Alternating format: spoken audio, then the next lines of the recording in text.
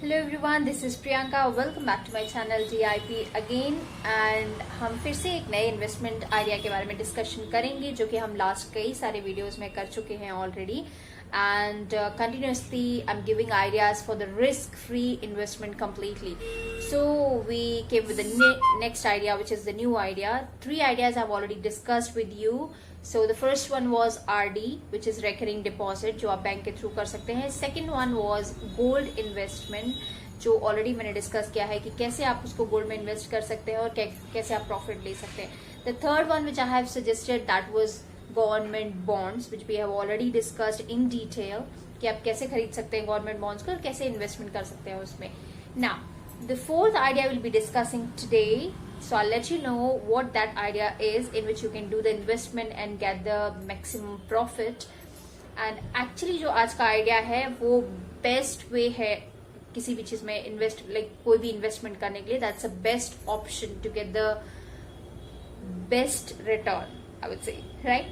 So we'll discuss that. But before that, अगर आपको अभी तक आपने अगर मेरे चैनल को सब्सक्राइब नहीं किया है, अगर आप न्यू व्यूअर हैं, then please subscribe our YouTube channel to get the all these kind of videos. और मैं फ्यूचर में भी कोई भी इन्वेस्टमेंट या कोई भी नया आइडिया मिलता है मुझे, तो मैं डेफिनेटली डिस्कस करूंगी. और मैं चाहती हूँ कि ये सारे आइडियाज आप लोगों तक पहुंचे ताकि आप लोग बेनिफिट ले सके उसका. तो प्लीज मेरे चैनल को सब्सक्राइब कीजिए and hit the bell icon as well to get the notifications. And अगर आपको मेरा आइडिया अच्छा लगता है, मेरा वीडियो अच्छा लगता है, तो प्लीज लाइक कीजिए, सब्सक्राइब कीजिए और शेयर कीजिए अपने फ्रेंड्स एंड फैमिलीज के साथ. Right? Thank you so much. Now will discuss the next idea. So आज का जो इन्वेस्टमेंट आइडिया है, that is the best way to invest, best option है इन्वेस्टमेंट के लिए, क्योंकि आप चाहते हो आप छोटे से छोटा अमाउंट इन्वेस्ट कर सकते हो, और अगर आप डिसिप्लिन रहो तो इन्फ्लेशन को भी बीट कर सकते हो. राइट? जो इससे पहले मैंने आइडियाज दिए थे वो रिस्क फ्री थे, बट इन्फ्लेशन बीट नहीं कर पा रहे थे. राइट? तो वो आइडियाज मैं दे रही थी जिसमें आप बिल्कुल भी रिस्क नहीं ले सकते, भले ही वो इन्फ्लेशन को बीट ना करे, बट आपकी जो कैपिटल है वो सिक्योर रहेगी. राइट? तो वो आपके लिए ऑलरेडी मैं 3 आइडियाज बता चुकी हूँ. जो आज का आइडिया है, अगर आप थोड़ा डिसिप्लिन रहते हैं, एक तो सबसे अच्छा है कि छोटे से छोटा अमाउंट इन्वेस्ट कर सकते हैं. आपको नहीं 10,000, 20,000, 5,000, 15,000 ऐसे नहीं चाहिए आपको पैसे. आपके पास जितना कम से कम भी इन्वेस्टमेंट के लिए है ना, उतना आप कर सकते हो इन्वेस्ट. राइट? तो वो हम डिस्कस करेंगे आज, कैसे करना है और कहाँ करना है. राइट? और दूसरा है कि हाँ, थोड़ा सा रिस्की है, बट अगर आप डिसिप्लिन रहते हो तो वो रिस्क भी नहीं रहेगा और आप बहुत अच्छा रिटर्न ले सकते हो इससे, क्योंकि ये सबसे अच्छी बात है कि इन्फ्लेशन को बीट कर सकता है. सो inflation, if the inflation is 10%, अगर 10% इन्फ्लेशन, महंगाई है, बढ़ती है हर साल, तो आप उसको भी बीट कर सकते हो. मतलब इससे ज्यादा ही आपको रिटर्न मिलेगा. Right? So may be 12%, 15%, anything can be. Right? तो वो आइडिया है म्यूचुअल फंड्स इन्वेस्टमेंट. आप लोगों ने सुना होगा, बहुत सारे लोगों ने सुना होगा कि म्यूचुअल फंड में इन्वेस्ट करना बहुत अच्छा होता है, बट लोग डरते हैं म्यूचुअल फंड में इन्वेस्ट करने के लिए, बिकॉज उन्हें लगता है कि म्यूचुअल फंड थोड़ा रिस्की है, रिस्की माना जाता है. राइट?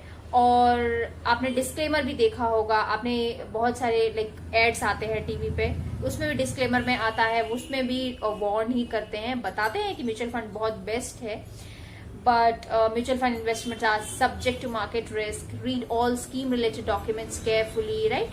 तो ये सारी चीजें अगर आप ध्यान में रखते हो, बट अगर आप म्यूचुअल फंड को समझ के इन्वेस्ट करोगे, आपको सारी नॉलेज अगर है और अगर उसको सोच समझ के किस में इन्वेस्ट करना चाहिए, कौन से म्यूचुअल फंड में या कौन से उसमें फंड्स में डालना चाहिए आपको, अगर आप सोच समझ के इन्वेस्ट करोगे तो ये आपको काफी अच्छा रिटर्न दे सकते हैं. And that to long term के लिए. आई एम नॉट सेइंग कि रिस्की होता है, बट शॉर्ट टर्म के लिए रिस्की होता है. बट अगर आप लॉन्ग टर्म के लिए इन्वेस्ट कर रहे हो तो वो रिस्क भी नहीं रहता, as far as I have observe, because मैं भी म्यूचुअल फंड में इन्वेस्ट करती हूँ. राइट? तो लॉन्ग टर्म में म्यूचुअल फंड के एक्चुअली 2 तरह से बुरा माना जाता है लोगों के में, जो एक कहते हैं ऑलरेडी माइंडसेट बन चुका है म्यूचुअल फंड को लेके. तो वो है कि एक तो लोग समझते हैं कि ये शॉर्ट टर्म है. राइट? पैसा डालो और 1 महीने बाद ही पैसा अच्छा खासा रिटर्न निकाल लो, but that is not possible. Right? There is a possibility, but again there is risk as well. तो शॉर्ट टर्म नहीं है ये, राइट। दूसरा है कि ये रिस्की है, बट अगेन मैं समझाती हूँ क्या है। एक म्यूचुअल फंड में एक्चुअली दो तरह के फंड्स होते हैं, एक इक्विटी म्यूचुअल फंड होता है, एक डेब्ट म्यूचुअल फंड होता है, राइट। इक्विटी थोड़ा ज्यादा रिस्की होता है, that is completely linked with the market as compare to डेब्ट। आई एम सेइंग इक्विटी थोड़ा ज्यादा रिस्की होता है एज कंपेयर टू डेब्ट, लेकिन इसमें हम स्मार्ट प्ले कर सकते हैं।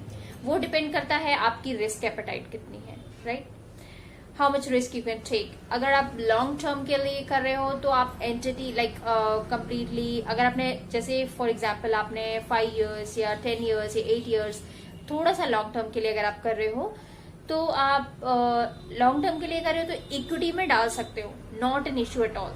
इक्विटी म्यूचुअल फंड में डाल सकते हो आराम से और अच्छा खासा प्रॉफिट ले सकते हो। बट आप चाहते हैं कि रिस्क बिल्कुल ना हो, लाइक ऑलमोस्ट जीरो हो, तो आप डेब्ट में डाल सकते हो, तो रिटर्न भी मिलेगा आपको और रिस्क भी नहीं रहेगा। उसमें नहीं कि आप इक्विटी में डालो जरूरी है, आप डेब्ट में डाल दो। अगर आपको लगता है कि नहीं आप बिल्कुल रिस्क नहीं ले सकते किसी भी पैसे में, तो डेब्ट में अगर आप डालते हो 3 साल के 4 साल के, हाँ भले ही आपको ज्यादा अच्छा रिटर्न नहीं मिले, बट हाँ कोई रिस्क भी नहीं होगा, that is one of security, right. But आप अगर बैलेंस कर सकते हो, लाइक फॉर एग्जाम्पल कोई छोटी एज पे अगर कर रहा है, तो मैं नहीं कहूंगी कि तुम डेब्ट फंड में डालो, बिकॉज उसको बैलेंस कर सकते हो दोनों चीजों को। लाइक बैलेंस जब होता है उसे हम बोलते हैं moderate risk, high risk, moderate risk and low risk, which is डेब्ट। लो रिस्क इज डेब्ट। मॉडरेट रिस्क में आ जाता है तो आप उसमें क्या कर सकते हो, एक रेशियो बना सकते हो 60-40 का, राइट। 60% आप इक्विटी में डाल दो, जो भी आपका अमाउंट है। फॉर एग्जाम्पल मैंने 10,000 इन्वेस्ट करना है, तो मैं उसको डिवाइड कर सकती हूँ कि 60% मैं इक्विटी में डालूंगी, 40% मैं डेब्ट फंड में डालूंगी, राइट। तो ये एक बैलेंस हो जाएगा, क्योंकि म्यूचुअल फंड्स में मैं खुद भी इन्वेस्ट करती हूँ, तो मैं ऐसे ही रेशियो मेंटेन करती हूँ। तो अगर आप स्मार्टली डिसीजन लोगे और लॉन्ग टर्म में इन्वेस्ट करोगे तो बेस्ट है mutual funds. I am again saying, आपको रियली आपको इतना अच्छा इन्वेस्टमेंट, इतना अच्छा रिटर्न मिलेगा कि आपको लिटरली कहीं काम करने की या फैमिली से बाहर जाने की जरूरत नहीं पड़ेगी। अगर आप एक नॉर्मल एज, लाइक एक छोटी एज से स्टार्ट कर देते हैं इन्वेस्टमेंट, तो बहुत अच्छा है। अगर आप सोच समझ कर, मार्केट को समझ के अच्छे से, तब म्यूचुअल फंड खरीदे। आई एम नॉट सेइंग कि आपको ही डिसीजन लेना चाहिए, आप उसके लिए किसी एक्सपर्ट की एडवाइस ले सकते हो। बहुत सारे फाइनेंशियल एडवाइजर्स हैं, उनके एडवाइस ले सकते हो कि कौन सा म्यूचुअल फंड अच्छा है आपके लिए। तो अगर आप पूरी सिचुएशन अपनी बताएंगे कि आपका गोल क्या है और आप क्यों डालना चाहते हैं म्यूचुअल फंड में, क्यों इन्वेस्टमेंट करना चाहते हैं और कितने लॉन्ग टर्म के लिए करना चाहते हैं, आई एम सेइंग कोई भी फाइनेंशियल एडवाइजर आपको बेस्ट एडवाइस देगा, राइट। तो आप रिस्क ना लेके अगर खुद से डिसीजन नहीं ले सकते तो आप किसी को कंसल्ट कर सकते हैं, किसी बेस्ट एडवाइजर को कंसल्ट कीजिए, डेफिनेटली आपको फायदा होगा और डेफिनेटली वो अच्छी एडवाइस करेंगे आपको, राइट।